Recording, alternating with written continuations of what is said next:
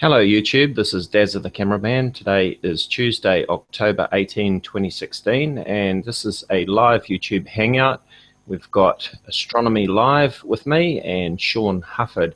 We're going to be discussing the claims and videos by Scott from Nibiru Planet X 2016 and the recent events surrounding those videos and claims. So welcome along Astronomy Live and welcome Sean Hufford. Thanks for having me. Thanks for letting me tag along. You're welcome. So let's just do a recap of recent events. We looked at a video that was posted. It was brought to my attention via Facebook, posted on one of my Facebook pages, and somebody wanted to know what we were seeing in the video.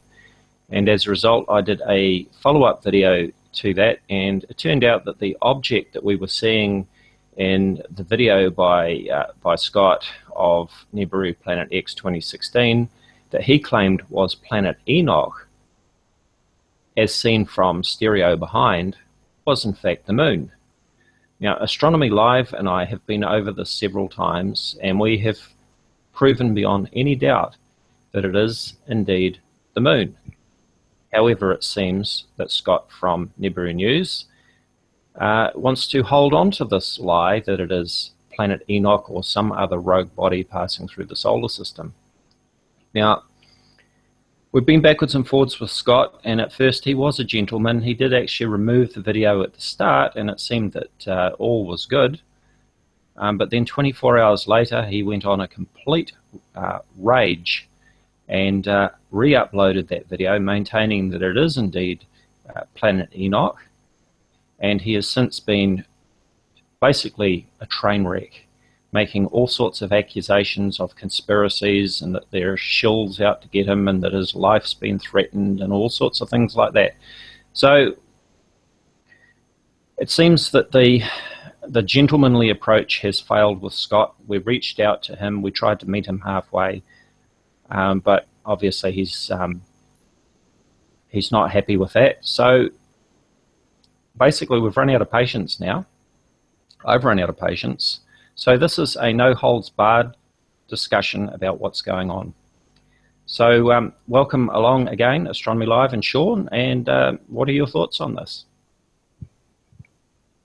Well, I think that Kaiser Cube in the chat has actually nailed the nail on the head. His income took a hit after he took his video down and came into your Hangout and agreed with everything that you said, and he realized that it was going to affect his bottom line, so he had to do an about face and just try to go into total damage control mode, and he's gone overboard with it. That's my take on it.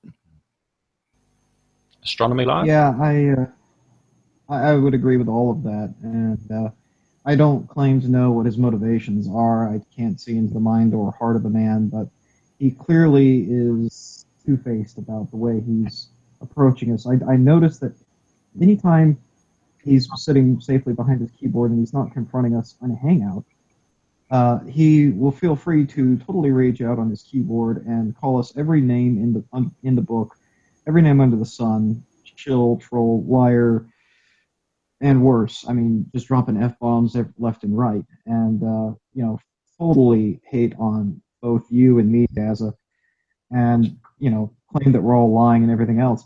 Then if you get him into a hangout, whether it's on your channel or WTF Sky's channel, suddenly he tries to play it up like he's just having a laugh. And sometimes he'll throw out these little snide remarks and insults, but he'll immediately try to say, "Oh, I'm just joking. Oh, I'm just joking. It's no big deal. I'm not an angry guy." And you might even end it on what seems like a good note, but you turn around and by the next day, there's 2 or 3 new comments that are just walls of text filled with absolute rage and seething hatred, both to you and me. And to me, I don't know. I can't, like I said, I can't read into the mind or heart of the man, but I really think there's something deeply emotional going on there in those posts.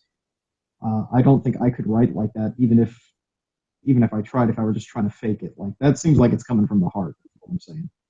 So I don't know what his feel is, but the video that he's raging out about that we debunked does show the moon. And he claims to have this large PDF document that he received from a couple of astronomers, he says. And Dazza, you reached out to both of those. I'd love for you to go back over that ground again. I know we beat that horse, but I don't think it's dead yet. It's still entertaining to expose the truth on that, because last I heard, he was maintaining his lie that he had contacted at least one of the people in the screenshot he sent you, and you happen to know for a fact that's not true. Yes, that's correct. He sent me this great big long expletive-written rant late one night just as I was about to go to bed, and told me that he had just woken up and that he had previously contacted these two astronomers, and he gave me all of the details. In fact, while I'm talking, I'll just try and pull those details up so I can read off them. And he sent me a couple of screenshots of the contacts at the University of Pittsburgh that he claimed that he had contacted. This gave me the names of the people, the two gentlemen that he seemed to be referring to. And I actually emailed those two gentlemen to ask them if Scott had been in contact with him. And the reply came back from both of them that no, they had not had any contact with this gentleman. Now, Scott seems to be incapable of or unwilling to verify who the two gentlemen were that he claims that he was in contact with. So it still remains a mystery. Well, actually, I don't believe it is a mystery, because personally now, after giving him every opportunity to try and present his evidence, I don't believe that he ever contacted these two people. I believe that it was a lie from the start. Okay, so I've just pulled up the message thread that was between me and Scott via Facebook. And just to recap, he said, I woke up about 15 minutes ago and I received an email from a gentleman who is a professional astronomer and astrophysicist and professor at the University of Pittsburgh, Pennsylvania. And he is also the head of the Greater Pittsburgh, Pennsylvania Astronomy Club. After having my conversation with you yesterday and watching Scott video information pertaining to the coronal image from 2007, I decided to contact this man and ask him for a little help. I submitted to him a copy of the YouTube video that Scott made that I did not see until after our conversation yesterday. And I sent him a copy of the corona image from 2007 after I found the original. And when I woke up this morning, he answered my reply with a 13-page PDF file and is willing to join me, you, and that little prick Scott from Astrology Astronomy Live in a hangout debate, because Scott's information pertaining to the coronal image, and that being the moon orbiting the sun, is complete 100% bullshit. Now, he also went on to say that, let me pick it up, if we do have this hangout meeting and we record it, and I place this on YouTube, Scott will probably have to close his YouTube channel down. He's referring to Astronomy Live, because these two men that are agreeing to come with us will make a complete and utter fool of Scott from Astrology Astronomy Live. Now, directly under that comment, he posted a screenshot showing location and contact, Department of Physics and Astronomy, and it gives a street address, Pittsburgh, United States. Dr. Adam Leibovich, Department Chair, and it gives his email address, and Dr. Robert Devati, Admissions Committee Chair. I contacted both of these gentlemen, and as I mentioned before, they have had no contact whatsoever with Scott from Nibiru Planet X 2016. Scott is lying. Yeah, and something else I wanted to point out here was when you first shared that information with me, for kicks, I went and looked at all the professors that are listed in the physics department and astronomy department at University of Pittsburgh and cross-referenced this list with the heads of the local astronomy club there in Pittsburgh. And what do you know? I don't find any correlation between the people who are in charge of the Pittsburgh Astronomy Club and the professional astronomers at the University of Pittsburgh. They're two different groups of people. Now, if I overlook something, by all means, I'm willing to be wrong about that. But as far as I can tell, that was the first sign that there was something amiss to me. But I let that go. I didn't harp on that too much because maybe it was an innocent mistake. Maybe they were actually two separate people, and he got the two of them confused. It happens. But at this point, I'm no longer willing to give him the benefit of the doubt on things like that. I was at first, but this story just gets stinkier and stinkier as we go along. And now we know that he didn't contact either of those two people.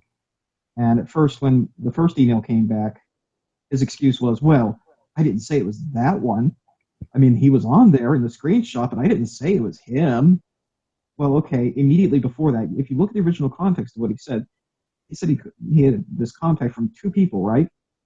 So wouldn't that naturally imply when he posted contact information for two people immediately thereafter, those are the two people he's talking about? I mean, would that not be a reasonable conclusion to reach? I would think so. And again, I was willing to give him the benefit of the doubt on that at first until we got the second email back, but now it's clear he didn't contact either of those people. He's just completely lying about that. Now, that also makes me believe that he doesn't really have a 13-page PDF file, or at least he didn't when he said he did initially. Now, I'm not saying he won't have one eventually, because let's face it, he could whip something up in the meantime. He's had a few days now to whip something up. So far, he hasn't produced this PDF file, and he claims, or he's going to try to spin it and say, well, we're just worried about what that PDF file really contains, which is why we were so eager to see it. No, actually, I just wanted some confirmation that he was being at least a little honest and had the actual document. And when he refuses to produce it, that tells me he doesn't have it. Now, at some point, he might have something that looks like what he described, because if you look on Chris Potter's YouTube channel, he just recently switched his channel, but he's got all these videos on this channel. I think it's now called A Physicist's Thoughts, and they all are made up to look like real scientific papers and discuss things like why the SDO eclipse season can't really be due to SDO's orbit. And I did a presentation on that last month and showed all the various ways in which it is wrong and why it's wrong and why it really is SDO's orbit. Any real physicist would have known that and not made the very basic mistakes those papers make. But they fool lay people, because if you don't really dig into it, you could just easily accept it on face value because it looks authentic, but it's as fake as a $3 bill. So I think the same thing might very well happen here. If he's smart, what he's probably doing right now is scrambling to get a hold of whoever wrote the papers you see on Chris Potter's channel and trying to get a similar document produced for this incident, which I don't doubt it will happen at some point.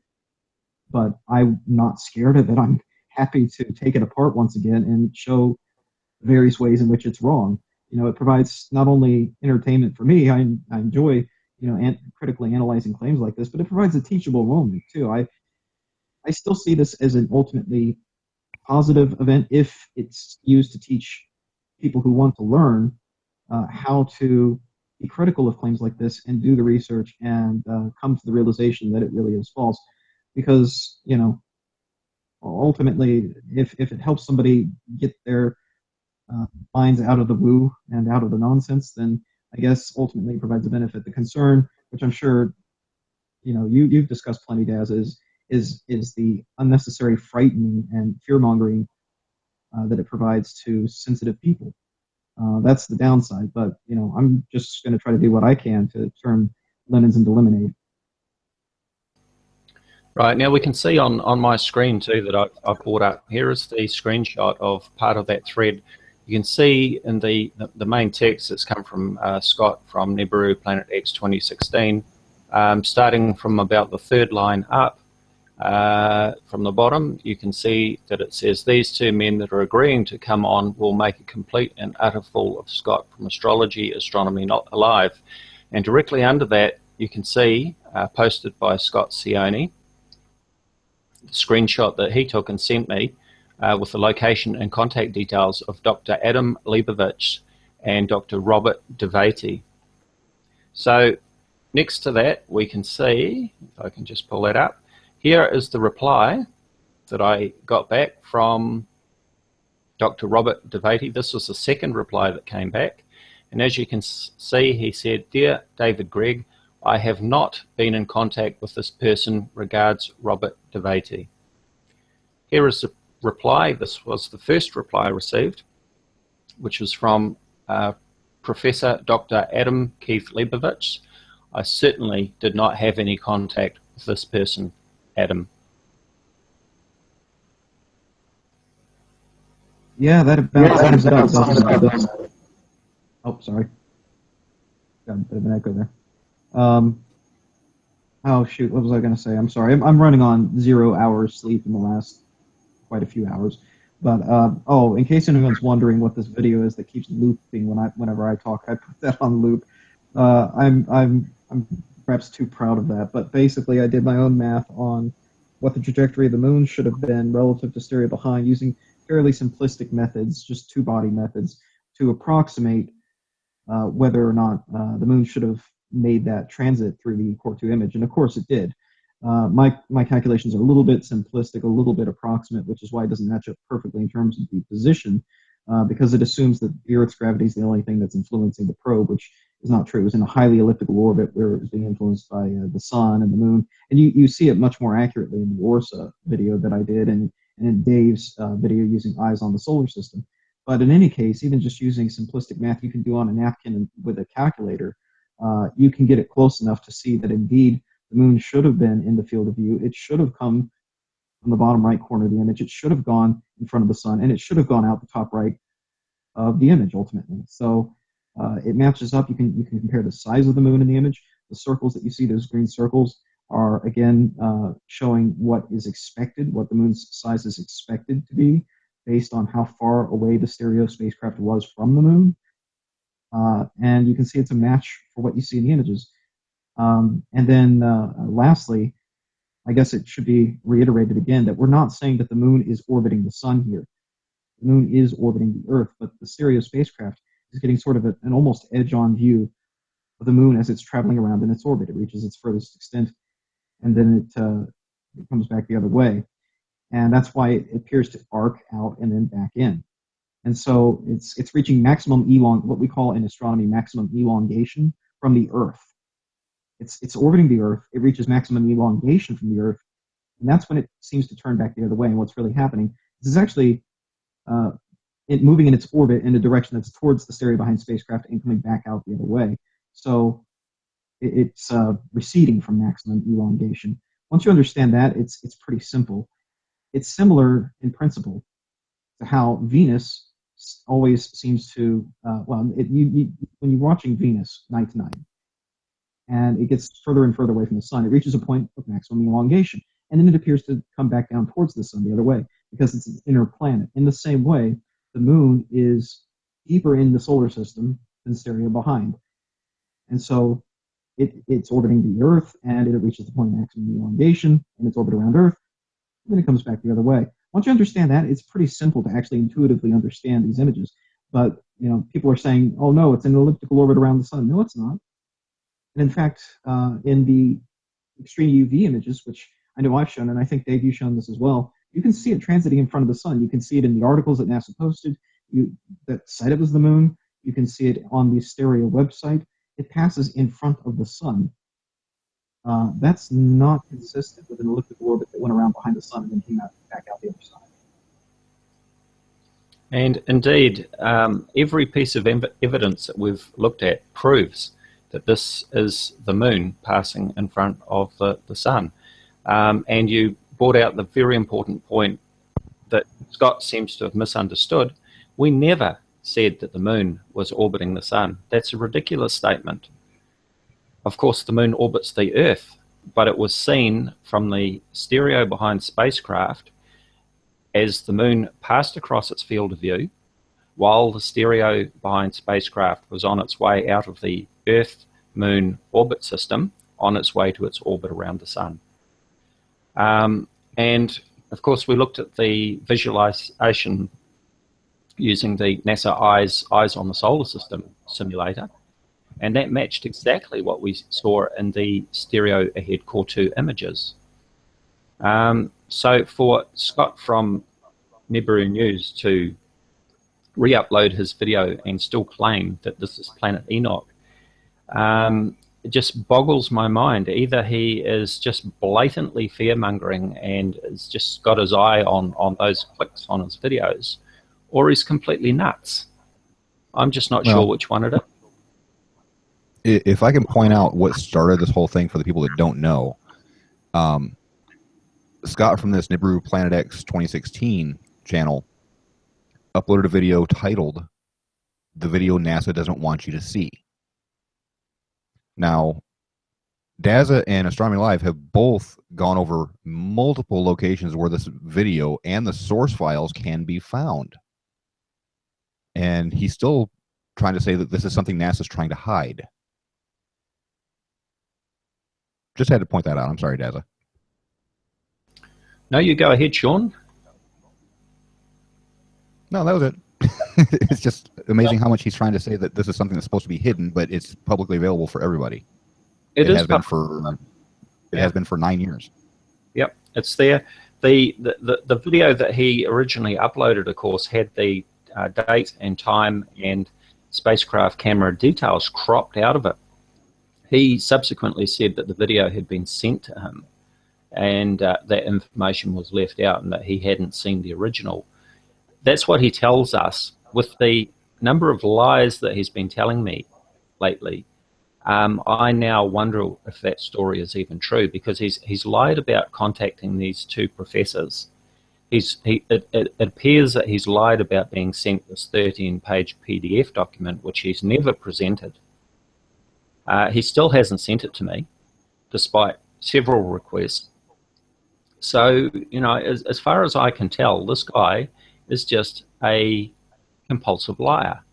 And now we see in his latest videos, he's been uploading videos of lens flares as seen from webcams. I've just uploaded a couple of response videos demonstrating that these are lens flares. And as I explained in those videos, the reason that we see the moon or the sun or the stars appearing to rise in the sky and cross the sky is purely because of the rotation of the Earth. Now, with the moon, of course, there is some orbital motion, but that is a lot less than what we see due to the rotation of the Earth. The Earth rotates once every 24 hours. If we divide 360 degrees by 24 hours, we get 15. So that's 15 degrees per hour that the Earth rotates. That's 15 degrees of motion across the sky that you're going to see the stars and the moon and the sun move. So what we see in the latest video that Nibiru News has uploaded is the full moon rising in one direction and Nibiru, as he calls it, traveling across the sky in the opposite direction, which would be impossible unless Nibiru was in a very close low Earth orbit like the International Space Station is, and was racing across our sky at a great rate of knots. Now, if it was that close, if Nibiru existed and it was that close, of course, it would be all over for us. We would know all about it already. Scott? Yeah, absolutely. And, you know, that's one of the things I find kind of entertaining sometimes, is whenever you see these images from webcams showing lens flares, you know, rising in the wrong direction or setting in the wrong direction, you know, rising in the west or whatever, opposite the sun or the moon. I've done this before. You can take those images in some cases, especially if they're from a stationary perspective, and you can see a whole time lapse of the sun setting, and you can kind of use that to roughly calibrate where the camera's actually pointed if you know where it is on Earth. You can get alt-az coordinates. You can try to calculate alt-az coordinates for the various pixels in the image. It's sort of a rough astrometry technique. And you can plug those in, and if you try to solve for an orbit, either it's so nonsensical that you just get gibberish and it doesn't form a true orbit, or if you do find that it matches a possible orbit, you'll find that orbit is an orbit around the Earth. And oftentimes it's suborbital, meaning it would have hit the Earth shortly thereafter. There was one that I saw, gosh, it could have been more than a year ago. It was some, I think, Mexican or Venezuelan webcam showing a planetary-looking object coming down into the clouds. And I'm pretty sure, if I remember right, that it seemed to have been sort of a CG fake that somebody added in. But whatever the case, I solved for the orbit there, and sure enough, it would have hit the Earth like 10 minutes after the webcam feed ended, or the time-lapse video that was being shown ended. So Earth would have already been destroyed by the time I had done the calculation, if that were real. And so, you know, these are claims that just make no physical sense. They don't add up. And so when he says he's got a 13-page PDF that's going to prove me wrong, and I'm going to have to shut down my channel, so I'm going to be so embarrassed. I'm not scared of it at all. I've already done the math. So I posted a link in the internal chat here. As there, somebody can share that if you haven't already in the main chat. So I've already posted my calculations. I'm not scared of it. Go ahead and present your PDF. I've already done the math on it, and it adds up, and it's the moon. It makes perfect physical sense.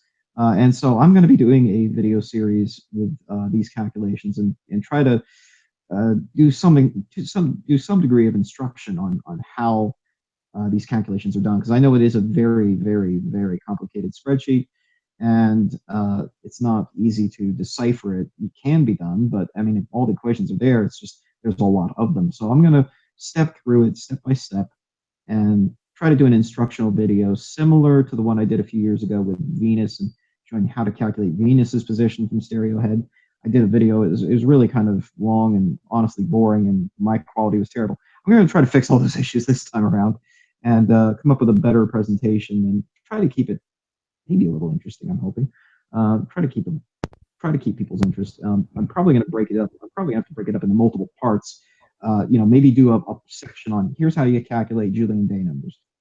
Then once you have the Julian day numbers, here's a section on how to calculate the orbit of Earth. And then once you have the orbit of Earth, here's how to calculate the orbit of the moon. And then once you have the moon, then you have to calculate the orbit of Stereo behind. It's all, you know, it's all involved, but it can all be done. In fact, if given enough time, you could do all this with a piece of paper, a pen, and a calculator. They're pretty simplistic calculations. They're just really drawn out. Sorry, go ahead, Astronomy Live. I actually have a proposal for you. What's that? For a possible video that you can do. One of his newest videos shows the lens flare that Daz was talking about earlier in Scotland, but he says that this can be seen all over the Earth. He mentions Hawaii and a couple of other places. And correct me if I'm wrong, but if something is moving in the opposite direction as the moon rotates, as the orbit or the rotation of the Earth makes the moon travel, at roughly the same speed, it would be literally orbiting in the direction that we're rotating, only faster than our rotation. Correct? I'm sorry. Are you saying okay? So, well, I'm not fully understanding what you mean when you say the direction the moon moves. Do you mean the direction the moon moves relative to the background stars, or the direction the moon appears to move in the sky due to the Earth's rotation? Appears due to rotation. You know, it moves 15 degrees an hour towards the west. Well, in his video, he's showing this lens flare, but he's saying that it's Nibiru, and it's moving in the opposite direction of the moon, again, at 15 degrees per hour towards the east. So I was it's hoping, moving with the Earth's rotation and faster than the Earth's rotation. Yeah, I see what you're saying. Yeah, that's exactly what I was meaning. I was hoping you could do the calculations on what kind of speeds would be necessary and what kind of distance that would imply on how far away Nibiru is. Yes, absolutely. Because again, he says that it can be seen all over the world. So the only way that can be possible, since it's flying by that fast and it's able to be seen on opposite ends of the Earth, it has to be orbiting the Earth, correct? Absolutely. So in fact, I have a handy dandy Excel sheet calculator here that I keep on hand for doing some common calculations. So it'll convert various things for me. Like I can tell it if I want to know distance for a given period, I can plug in an orbital period, say, okay, the orbital period is this many seconds long, and it'll tell me what the distance is of that orbit from the center of the Earth in kilometers. So let's see, what would that be? 15 degrees an hour. Let's see, where's my calculator? I'm sorry, like I said, I'm running on zero sleep here, so I can do absolutely no math in my head at the moment. So I'm just going to break out my calculator and do very simple math that I should normally be able to do in my head. 15 degrees an hour from an observer on the Earth. This is literally taking Daz's most recent debunk. This is literally taking Daz's most recent debunk and taking it one step further to prove that it's not possible.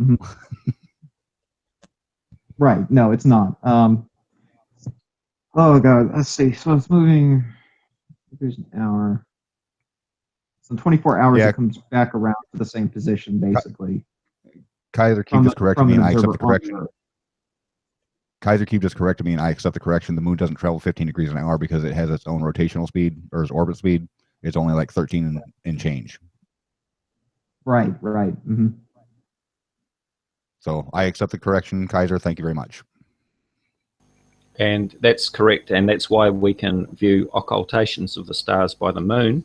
If we know that there's a bright star that is in the moon's path, it provides quite a handy opportunity for astronomers to observe the occultation as it begins. When I say an occultation, I'm talking about when the moon passes in front of a star or planet, and using the accurate timings, it helps us to provide information about positions of stars and other objects in the universe. Scott? Okay, so I'm sorry, again, my brain is on 12% power here, like my phone battery. So can someone just give me quickly the number, the actual precise number for the angular motion of the moon per hour? I'll put up another window. I don't know. Says it's 13 degrees per hour. 13? Okay, well, let's just run with that. All right, let's just say it's 13 degrees per hour. Now, one thing to keep in mind is that we're talking about it returning basically, whatever, 13 degrees per hour times however many hours, return to the same position relative to a stationary observer on the surface of the Earth, but the surface of the Earth is turning. Now, let's assume that it's in Hawaii and that it's relatively close to the equator. So we'll just take it as, you know, an equatorial position here. You have to keep in mind... Just interrupt you there. Correction too. Kaiser Cube says 13 degrees per day, not per hour. My bad. we're actually looking at the rotation of the sky as it happens per hour. Yeah, you know, I'm not if you're talking standing about in one location, you see it at like 20 degrees above the horizon. How far will it move in 1 hour? Based on your own location. I'm not talking about, he's talking about, if he's talking about degrees per day, he's talking about motion relative to the background stars per day. I'm not talking about that. I'm talking about apparent motion relative to the horizon per hour. So if we take 360, I'm just going to assume that he's right about it being 13 degrees relative to the stars per day. If we assume that a sidereal day is 24 hours long, which is not quite, but if we take 360 degrees per day minus 13 degrees, so is that right? That was 347 degrees. And Kaiser is agreeing in the chat there, by the way. 347 degrees per day, basically. Okay, so 347 degrees in 24 hours, but here's the deal. You are going around the Earth's center once in 24 hours. So if you remember, a geostationary satellite's orbital period is one orbit every 24 hours, and it appears to be stationary above your head. That's because you're rotating relative to the center of the Earth, and so is the satellite. The satellite's revolving around the Earth once every 24 hours. So if an object in the sky is traveling towards the east, and it goes around once in the same period the same period of time it takes the moon to basically come up again, and it travels 347 degrees per day relative to you, an observer on the ground. You, as an observer on the ground, have actually traveled another 360 degrees. So what it's really doing relative to the stationary center point of the Earth is 347 degrees plus another 360 degrees per day, which is actually 707 degrees per day relative to the stationary center of the Earth, assuming you're an observer there on the equator, right? So that's 707 degrees per day. Let's see. So that's how many days per 360 degrees? God, I can't do math in my head right now. Let's see. I'm sorry, I gave you the headache. Yeah, exactly. 60 degrees per day. Scott, how about when you do those calculations in the background? Because I know what it's like when you're on the spot and you're trying to do mental calculations off the top of your head. So we'll let you work away on those while we just continue to talk a little bit, and we'll come up with those. Yeah. Now, of course, Astronomy Live and I have certainly tried to reach out as gentlemen to Scott from Nibiru Planet X 2016. I don't think that we could have tried any harder to meet him halfway and to try and show him what he's seeing in his videos, to answer his questions. But at the same time, when we have asked questions of him and asked him for verification of the claims that he's made, he's come up with zip. He can't even tell us the names of the two gentlemen that he claims to have contacted from the University of Pittsburgh. He hasn't sent us the 13-page PDF document that he claims that he was sent. He's got nothing at all. All he has are empty claims. And for this reason, it leads me to believe that these were just lies all along. And I see that WTF Sky has just joined us in the Hangout. Welcome along, Mari. Thanks for inviting me. Okay, so I completed the calculations if anyone's interested. If I'm doing this right, and again, I apologize if I'm making a mistake here. It's entirely possible since I have no sleep. But if we assume a orbital motion of 707 degrees per day relative to the center of the Earth, that is 0.509 days per revolution of this thing around the Earth relative to the stationary center point. That equates to an orbital period of 43,994 seconds. If you plug that in, given the mass of the Earth and the gravitational constant and all of that, you end up with a distance for a circular orbit of 26,935 kilometers. So it would be inside the geostationary belt, which sounds about right to me off the top of my head.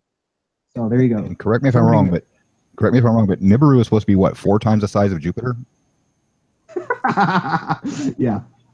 And just as a comparison to the diameter of the Earth is 12,756 kilometers, and you're talking about an orbital height of, what was that figure again? 26,935 kilometers. Right. So, Houston, we have a problem. Apparently we are inside of Nibiru right now.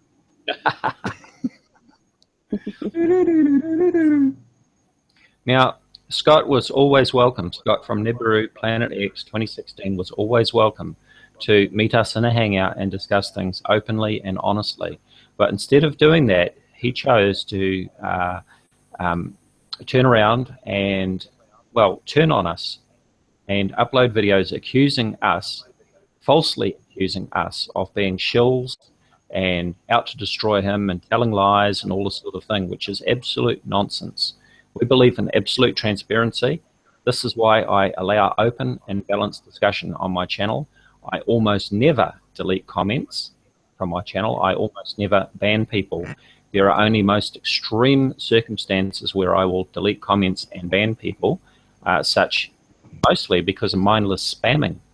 And usually when somebody posts negative comments on my channel, even if they're attacking me and saying the most disgusting things, I will leave that comment there so everybody else can see what sort of person we're dealing with. But on Nibiru Planet X 2016 channel and many of these similar channels so-called that call themselves so-called truthers, what we find time and time again is that people are banned, they have their comments deleted, and any open and balanced discussion is shut down. It seems to me that the truthers are the worst offenders when it comes to censorship. I agree. Mary, would you like to chime in? I gotta agree entirely because I was on both sides of the deal. You know, I started out delving into my own channel, and I was like the big Planet X hunter on webcams in Mexico, thinking I knew it all and everything. And you know, I pushed myself to really gain understanding. And I realized I don't know anything. I'm totally ignorant, you know, and I'm humble enough to, you know, look back and be like, wow, those guys I called trolls before, they were just trying to help me, you know, they were helping me understand stuff. And I'm humble enough, and, you know, I don't know. I just don't care. I don't have a lot of ego. So I'm okay saying I was wrong. And let's, you know, dig deeper into it. I can understand both sides, and I can understand how people can get in this rabbit hole and really truly believe that something's going on, because it's happened to me. And I'm not some dummy. I mean, I'm this geeky computer nerd girl, you know. This kind of trap happens to very smart, educated, very well knowledgeable, you know, just knowledgeable people. It's just hard for me to explain how people can get in this trap. And Some people like that, the comfort of being in that trip, because it brings them, you know, it's for ego reasons when it comes to whether or not they're like getting view counts, subs, you know, money, you know, it's all the wrong reasons. And I turned my channel around into just sort of educating those people stuck in the rut first, you know, different, I don't know, just to educate people, try to pull people out of the rabbit hole, really. Yeah, it just sickens me to see the fear mongering and so on that goes on YouTube. It seems that that Nibiru Planet X is a meal ticket for many people, because they can set up these channels, post these outrageous videos, and they can be guaranteed many thousands of views. The videos that I upload, I can never hope to have as many views as these channels, and that's not my aim. If that was my aim, I would be uploading Nibiru videos or cat videos or something else other than debunking videos, because, you know, most people, I guess, that have the sense to watch a debunking video aren't the ones that are following these nonsense videos to the extent that they are. Nibiru Planet X 2016 channel has almost 30,000 subscribers now. And, you know, they're all lapping up this nonsense, looking at these lens flares and so on that Scott is insisting is Nibiru arriving now. He's fear-mongering. And maybe another topic that we could discuss was his recent video with the executive order from the White House regarding CME, impact space weather, and that sort of thing. Well, as far as that goes, he latched onto the geomagnetic issues, and he's thinking that that's because they know Nibiru is coming. That's what he's latching onto, and hope that it sticks in people's heads. Now, that was the last thing that was mentioned as far as disasters go, and there are things that can mess up our magnetic field. Even earthquakes can mess with the magnetic field for at least temporarily.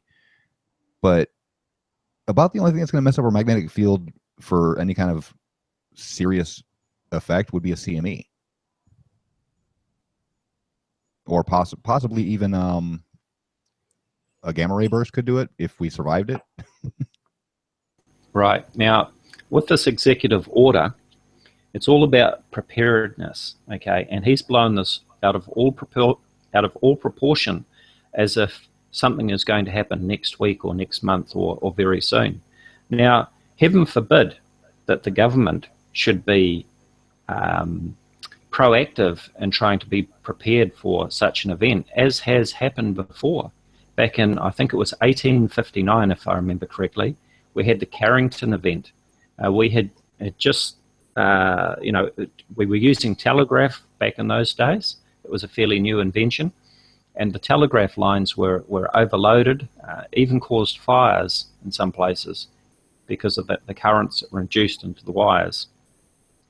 If a Carrington-type CME solar flare happened today, it would cause serious damage to our communications and power networks. Similar things have happened before to a lesser extent. We've had a large solar flare in March of 1989 that took out the power grids in North America. So all they're doing with this executive order is trying to make sure that the infrastructure is protected, that we're ready in the event that this sort of thing happened again. And I guess there would be a similar sort of scaremongering parallel if they decided to launch some sort of protection system to protect us from incoming meteors. No doubt if they launched a system to do that, we would see videos from Nibiru Planet X 2016 and all of the other fearmongers saying, oh my God, there's an incoming asteroid, it's going to hit us next week. This is just nonsense. It's just about preparedness, and that's all.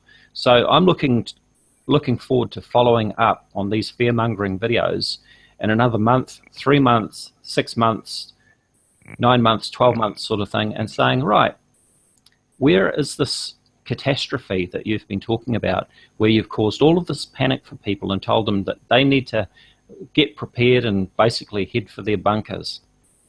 I'm looking forward to hearing the explanation for that one. I can actually give you the answer. What they're going to do. Go ahead. Ooh, got some bad echo from me, Dazza. What they're going to end up doing is, when the time comes and goes, they're just going to push it back another 3 months. They've been doing this since 2012. It's like clockwork. It never fails. I just can't believe it could go on this long. I mean, it's crazy to me. When I was in the midst of it, you know, I became, it was sort of like a familial environment. It's like these group of people like in end times. And, you know, I became friends with a lot of them. And that's why I try to tread in the middle and try to help people out on either side, because I just want to play a neutral part in this it's very sensitive situation. But like Steve Olson, he had me running his backup channel, and as soon as I started bringing logic into things, like I didn't just stop researching at webcams in Mexico. I went out further, branched out, got a telescope, got an SLR, got an H-alpha telescope. Like I really got into it big time. And once I started discussing atmospheric phenomena, camera optics, you know, that kind of stuff, it's just like they turn a deaf ear on you. It's like you don't even exist. And, you know, you could scream all you want to some of these people, and they will not listen until, you know, something either slaps them in the face, or, you know, I've seen a few of these channels just sort of disappear. You know, I've seen some disappear and come back under other names, you know, once they get in a certain amount of trouble. So I don't know. I think it's gotten to a point now where I think it's grown to a point where it affects tens of thousands of people, and it really bothers me, because I know what it did to me personally, to my personal life. You know, honestly, when you're ignorant, and I was totally ignorant, like when I first started this, I was afraid to go on vacation or plan vacations. I go to the Montreal Grand Prix every single year, and I was afraid to even go, because I thought I was going to be like smacked in the face with an asteroid or something. You know what I mean? Like, people don't understand how it affects the mindsets of certain people, especially people that are, you know, ignorant and just delicate psychologically. Like, I was dealing with just some problems after my dad died, and I was in a funk, and I just was easily deceived, and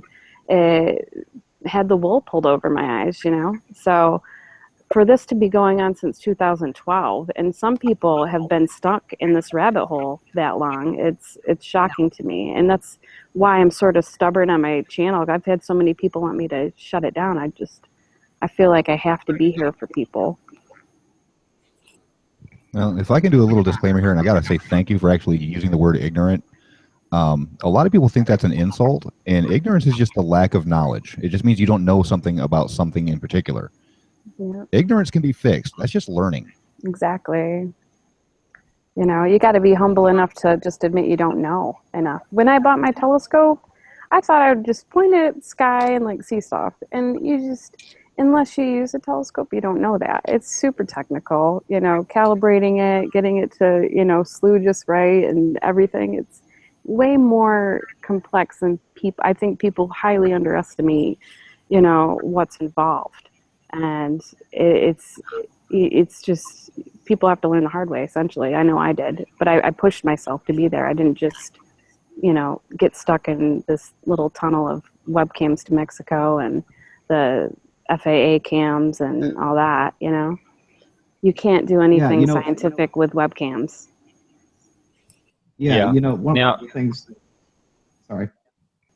Yeah, so I'll just say, I've noticed lately too that Scott has been hosted on a number of Christian radio shows, and he is really talking up this nonsense about Nibiru Planet X, and, you know, basically putting the fear of God into people about this coming catastrophe that he's talking about.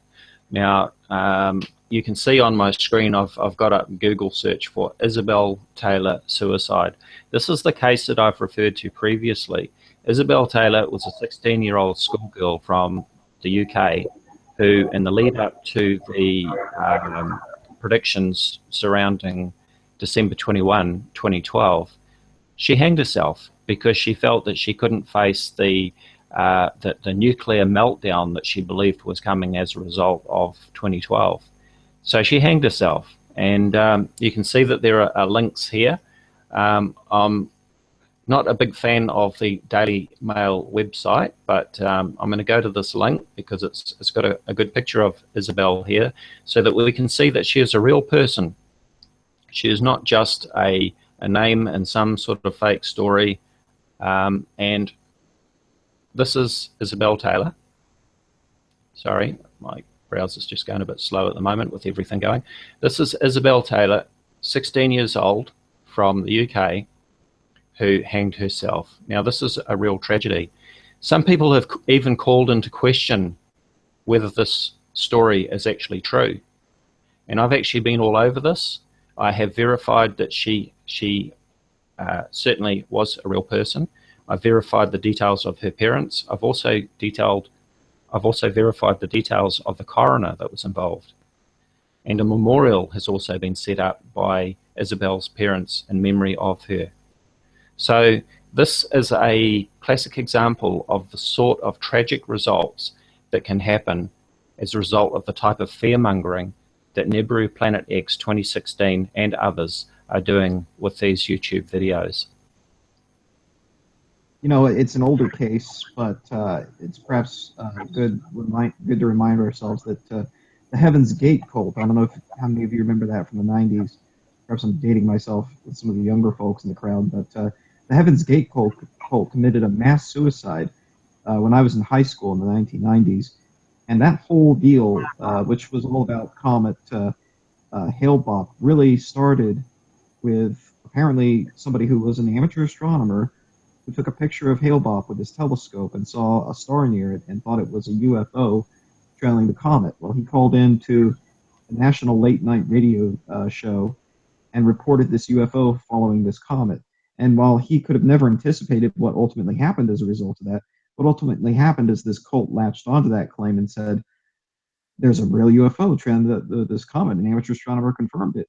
And so they decided to drink poison or something like that, basically kill themselves, because they thought they were going to beam up to the spaceship that was following the comet. It wrecked lives, and I forget how many people died. It was a mass suicide event, and it all started because of a false astronomy claim. So we have to be responsible and guard ourselves against that, because devastating consequences can happen, and people can even end up dying. They can end up committing suicide, whether they're part of a cult or not. So it is a very serious matter.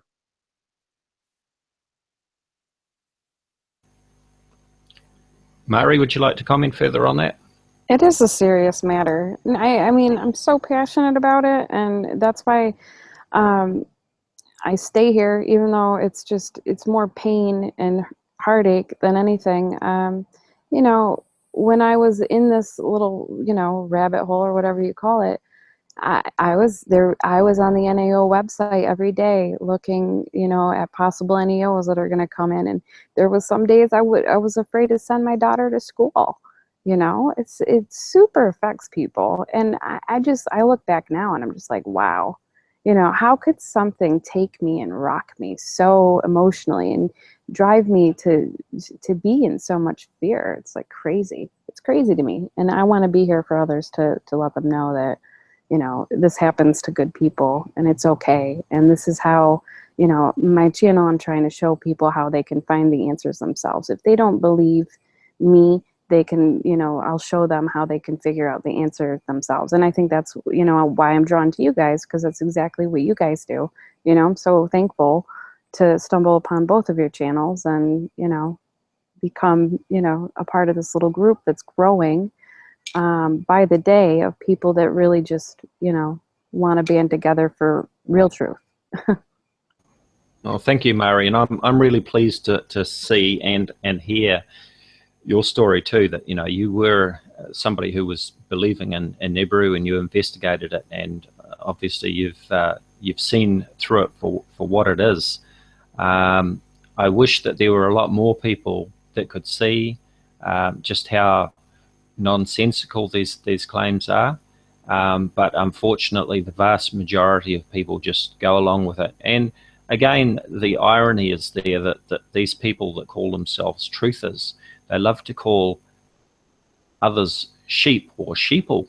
But I tell you what, when it comes to sheeple, I've never seen so many sheeple in my life. You know, you've got almost 30,000 subscribers following Nibiru Planet X 2016. And what is he uploading? He's uploading videos of lens flares and anything but Nibiru.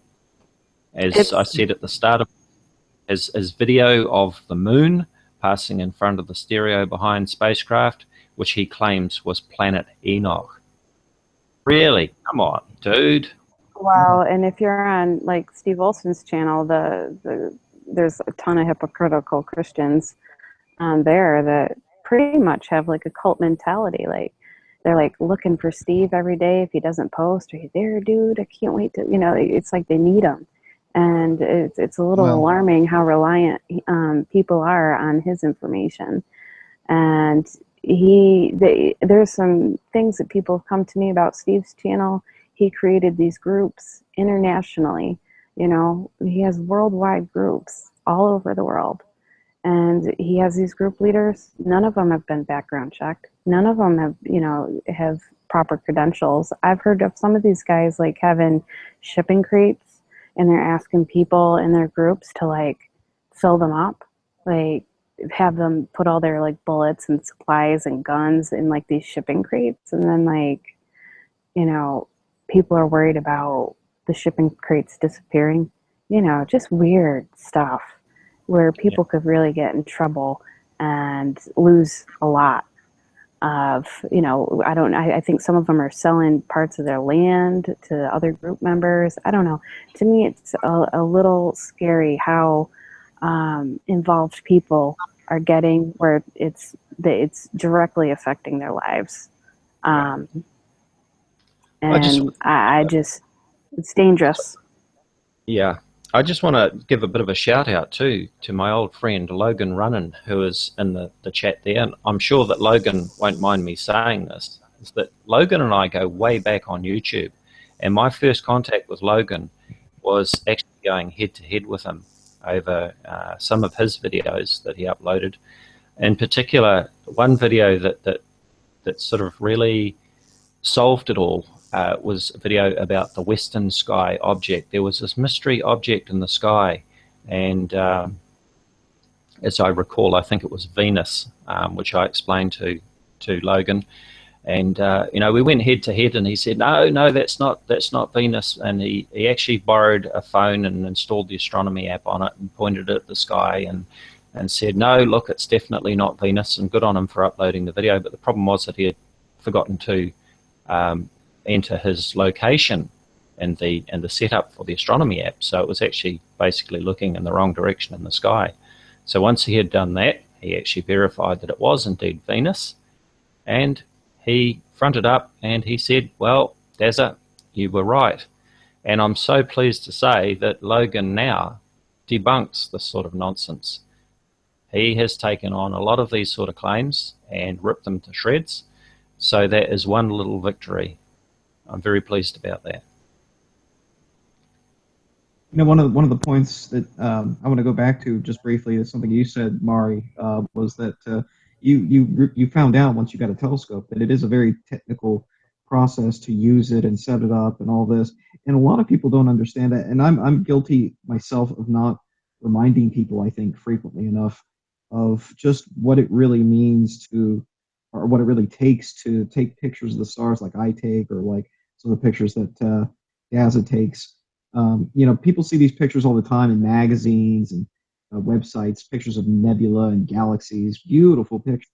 But what they don't realize is that that's not what you see when you look through a telescope. If you just use your eye and you look through an eyepiece of a telescope, you're not going to see these huge vistas of colorful stars and colorful galaxies and all this. These are really, really dim objects. and really, really dim stars. And your dark perception, your rods in your eye do not perceive color. And so the most sensitive parts of your eye are colorblind. So even when you're perceiving these nebula and faint hints of galaxies with just the limits of human vision, you can't even see the color in it, and it just looks like a faint fuzzy.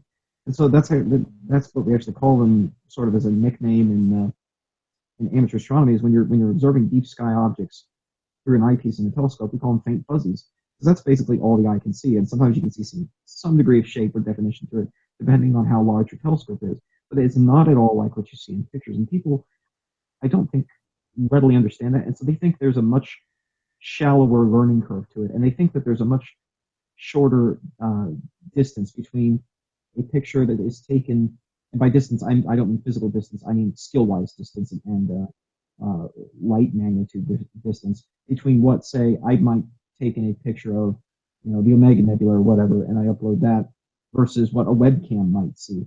And so when somebody sees something mysterious in a webcam, they think, well, it doesn't even cross their mind that there are so many amateur astronomers looking up every day and every night, doing solar observing, doing lunar observing, doing planetary observing, deep sky observing, photographing the stars, photographing all of this, that it would be extraordinarily unlikely for something to persist in the sky like that in a webcam.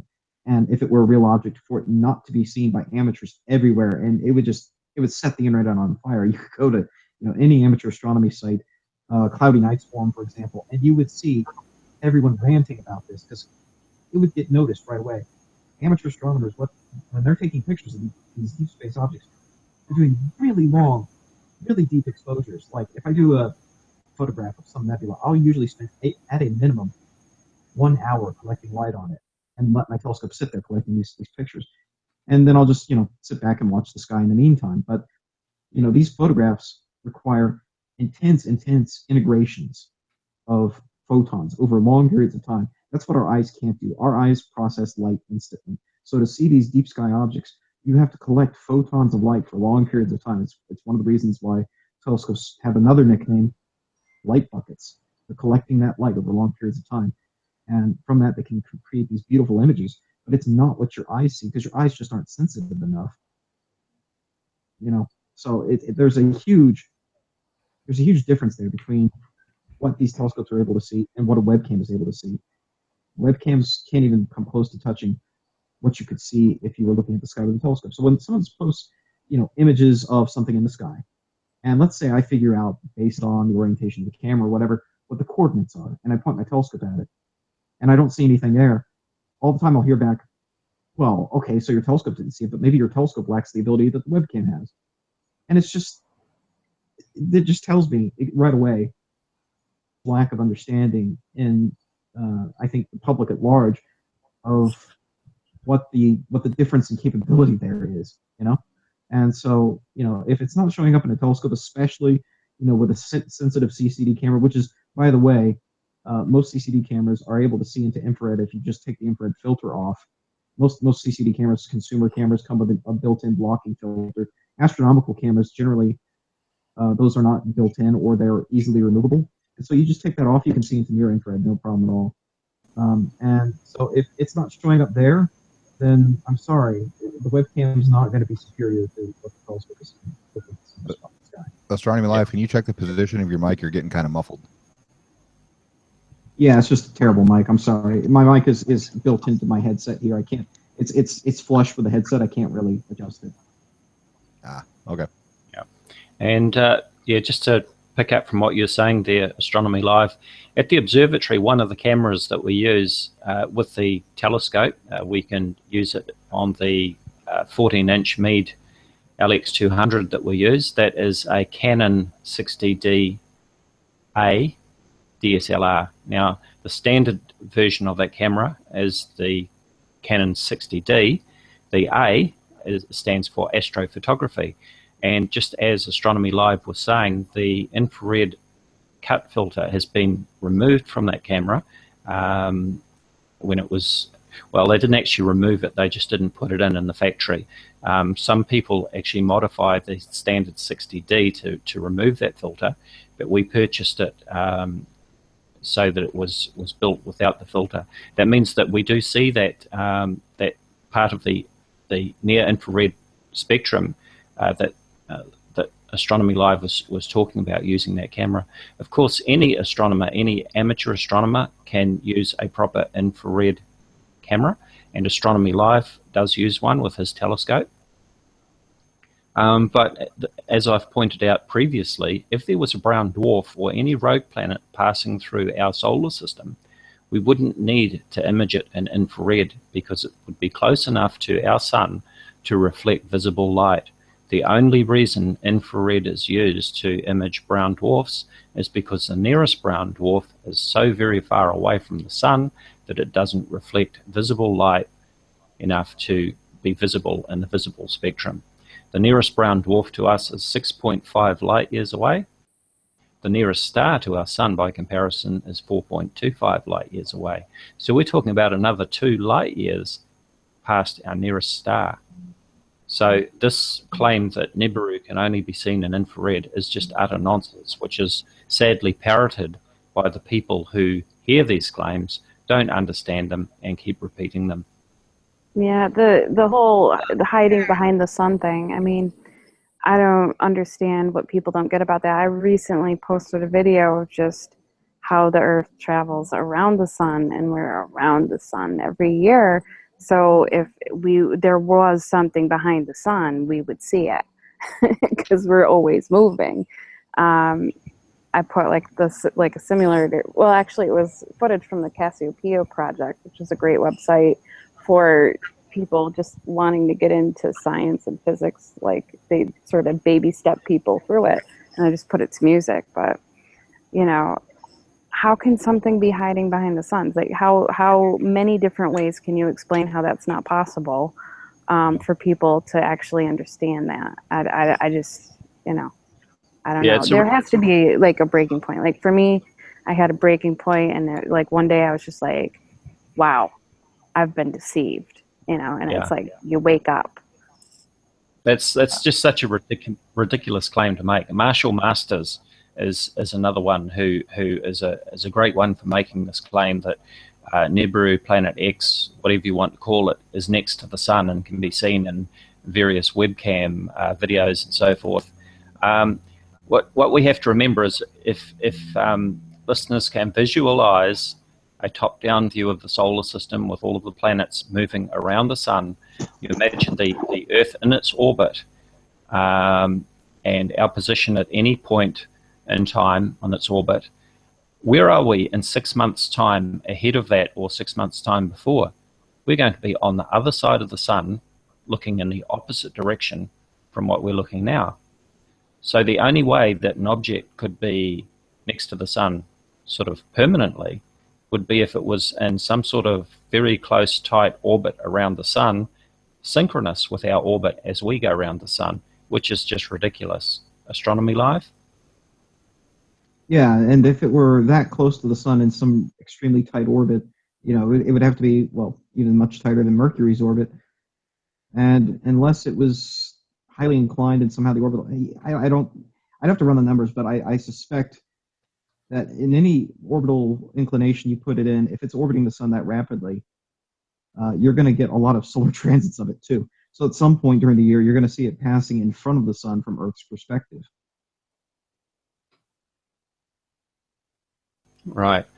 Now, we're coming up to about 1 hour with the Hangout, so I think it's probably a good idea if we look to winding it up. I'll just hand over to you guys if you want to close out. Any final comments? I'm just curious, what brings people to this Planet X thing is, from what I've seen is, and for what brought me to here, or where I am, is everyone that I've come across seems to have a general feeling in the air that something's off and something's wrong.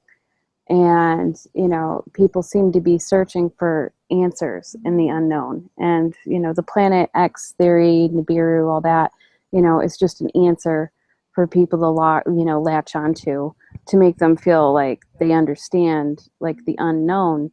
I've been thinking about it a lot lately, and the more I think about it, the more I feel that EMFs and radio waves and just everything that we're exposed to now that we weren't, even, let's say 2 decades ago, in comparison. No one was really using cell phones. No one really had Wi-Fi. You were lucky if you had a computer. It's amazing how things have changed. I'm sort of thinking like this weird feeling in the air that everyone's having is almost an effect, like of some kind of, I don't know, anxiety as like a side effect driven neurologically by EMFs and, maybe all these toxins that we're exposed to now that we weren't a few decades ago. What are your thoughts on that? I've got a theory on that, and I think it is simply called the internet. And sadly, this wonderful age of information that we've got seems to have just allowed the stupid in people to spread like wildfire. Sorry, go ahead. Well, I wouldn't go as far as the stupid is spreading like wildfire. I would go as far as expanding on her idea that people don't know things and they get the feeling that something's off because they don't understand how something works. And they see this channel that has, 34,000 subscribers. So obviously something there must be true if all these people are gravitating toward it. And they just latch onto it just to belong to people that apparently claim to have the answers. And they got all these other people that say these answers are correct. They're in the same boat. It's just an argument ad populum. It's a popular idea. It must be true. It's an echo chamber. Yeah, pretty much.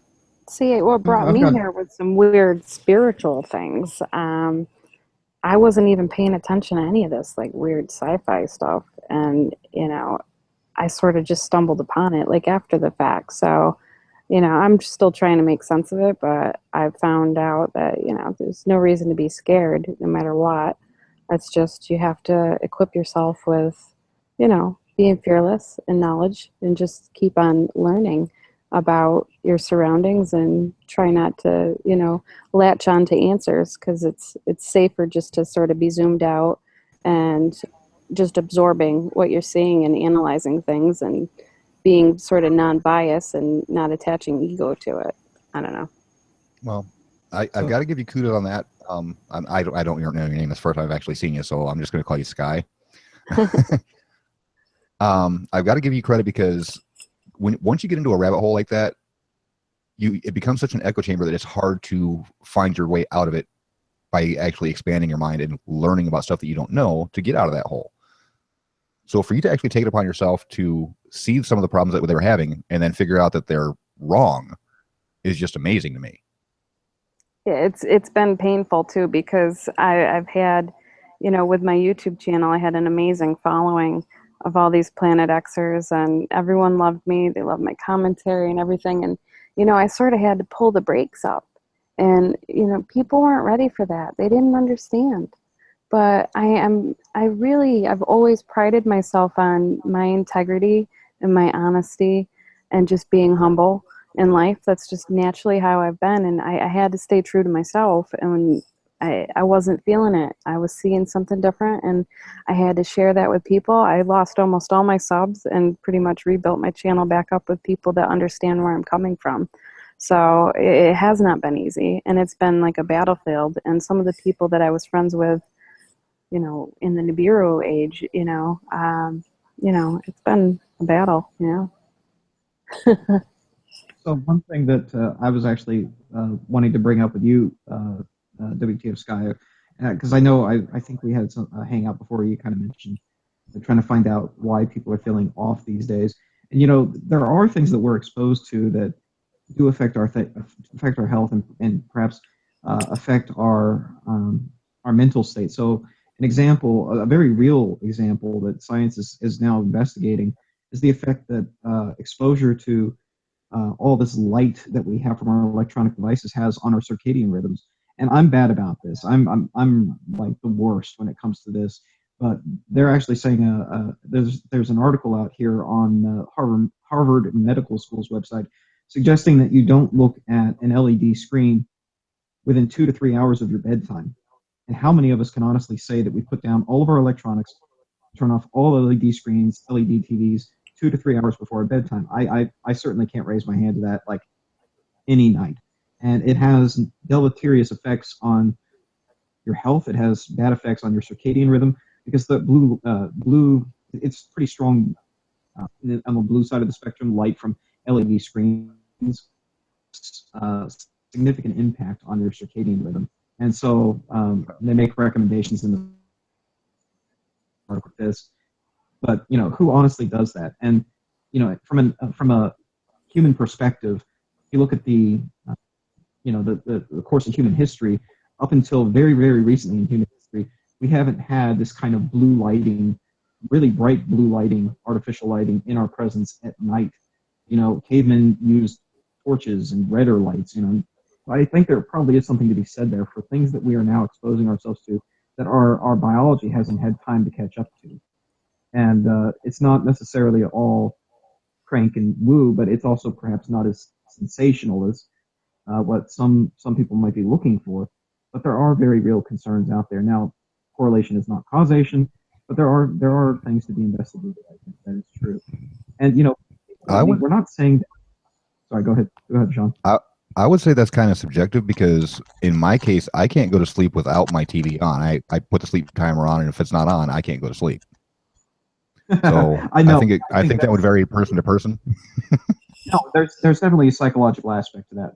So if you're in a habit of doing that, now I'm kind of in my own habits too. Like that's not necessarily, well, it's kind of one of my habits, but one of my big habits is like if I go to really buckle down and focus on writing a research paper or a grant or whatever, I have to have noise on in the background. Music is okay, but ideally I want some stupid sitcom playing in the background that I'm not actually going to pay attention to, but I just need to hear talking. Whether it's talk radio is good, or stupid sitcom, something completely brainless that I just hear people talking in the background who aren't really talking to me or about me. That's what I got to get myself in that mode. So like there are psychological aspects there that we train ourselves into that we become dependent on for certain behaviors. And now, that's true of transparency. Just for transparency, I can see where the study is coming from because we see blue light in the sky and we know it's daytime. So blue light from a television, you would think would keep people awake because. So I can see where the study is coming from, but in my case, I have the exact opposite results.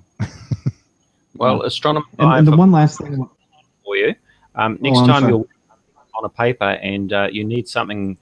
Some talkback, whatever, completely brainless to listen to, you might want to head over to the Nibiru Planet X 2016 channel. I tried to avoid that. That was an easy joke I left open for you there. But no, it can't be that because that just makes me angry. I can't if it's going to make me angry, I can't do it that way. Okay, Sean, have you got any final comments you'd like to make? I think my comments were just the responses I had to the other two. And WTF Sky, anything else you'd like to close out on? Oh, it was clear skies when I was sitting out here earlier. I was going to bring my telescope out with all the clouds rolled in, so sorry guys, I'm not bringing it out tonight. I live in Indiana. I'd like to thank everyone for joining me. Thank you to Sean Harford for joining us on this hangout. He's been sitting in the background on the previous two, helping us out with the technical side, so it's good to have him on board and joining us for a discussion. WTF Sky, it's been very interesting listening to your recent hangouts and watching your videos. I've only recently become aware of you, and yes, thumbs up for your videos there. And Astronomy Live, keep up the good work. Let's keep fighting this fight, and hopefully we might make some sort of impression with these people who are being misled by the fearmongers, liars, and hoaxes. Thank you to all the people who are watching live and to the people who are contributing in the chat.